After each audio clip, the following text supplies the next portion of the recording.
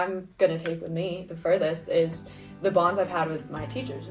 You could be struggling academically, or it could be anything social, and you can completely talk to them about it. Pressure on you, it's like talking to someone that you're comfortable with, and I'm almost like a friend.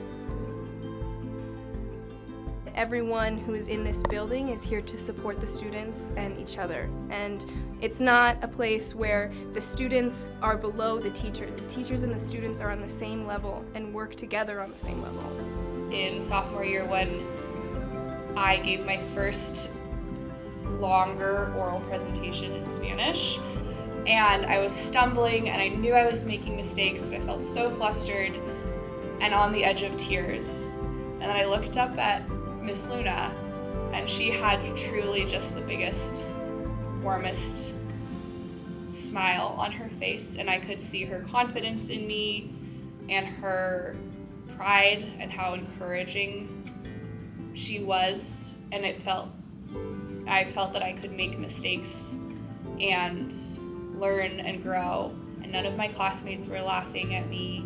They were all very engaged, and Miss Luna and I went on to develop more of a relationship as teacher and student. She spoke for me at graduation, but that moment when I felt like I was failing and I couldn't come back from this mistake, seeing her confidence in me, it stuck with me obviously until today.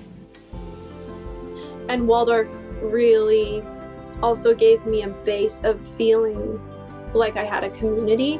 So that was probably the biggest gift, because not only are you raised as like in this bubble of love from your teachers and your classmates, and I was really close with my class. I know that's not always how it is, but I had a really wonderful group of people who changed over the years, but many of them stayed the same. And graduating together was like the best gift, and I'm still in touch with many of them today.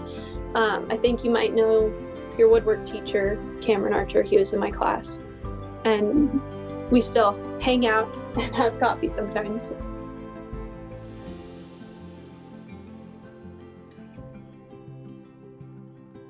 When I was in 8th grade, the trip was to go to Puget Sound, and we stayed on a schooner for 5 days. And so our entire class was just working a ship and just having such an amazing bonding experience and disconnecting from technology. It was just the most incredible trip ever. And I loved the trip, but I more so loved how it brought us together as a class. And so the couple weeks, it was towards the end of the year, and the last couple weeks of our time together as 8th graders, we just were the best friends, like best of friends. I still keep in touch with all of my classmates. So that's definitely something that I really enjoyed, because I like the idea of a small town, kind of living in a small town, and this is almost like a small town.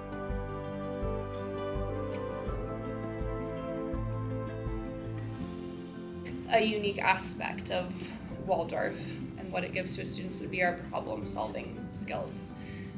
I remember arriving at college, meeting people from all over the country and all over the world, and seeing how we were going to start living independently and how different that looked for some of the other folks I was meeting, and the level of confidence in myself I had to just figure it out, to tackle a problem, to bring in resources, to ask for help in learning how to navigate the world independently.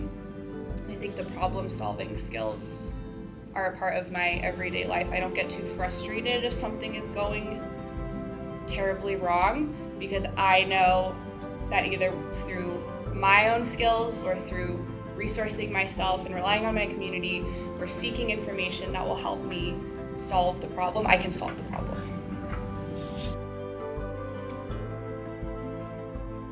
Waldorf gave me a lot of resilience too, just like giving me the confidence to figure out any problem that I had. And I think Waldorf gave me like the self-trust to do that and to build that and to go out and get curious, research uncarved paths and really carve that for myself. I don't even know if I could do it without the Waldorf education. So many people come up to me now and they're like, why are you the way that you are? Like, how do you think for yourself? Why are you such a critical thinker? Why do you care about things like poetry and just humanity, and why do you not have the same assumptions about people? And it was all because of high school, so I hands down wouldn't trade it. My desire to find beauty and appreciate the environment, the world that I'm in. So I think that started in Waldorf when we went on nature walks in kindergarten, and we slowed down, we gathered leaves, and we brought them back inside for the nature table. I think that was the beginning of that kind of cultivation of wanting to appreciate the world around us. And I still find myself taking that moment to slow down, and beyond, I think, the benefits that could have for my mental health, it's a good reminder to keep looking out into the world, and that there is always going to be something beautiful.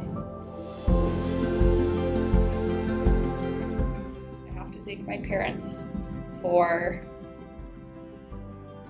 trusting themselves that this would be the right place for me, and for prioritizing my well-being and my education in such a self-sacrificing way. It was the greatest gift I've ever received, and I would not be who I am today without this school and this education. I am so grateful to have been in this community my entire life, and that goes a lot to my parents pushing me to be here, in that I have room to be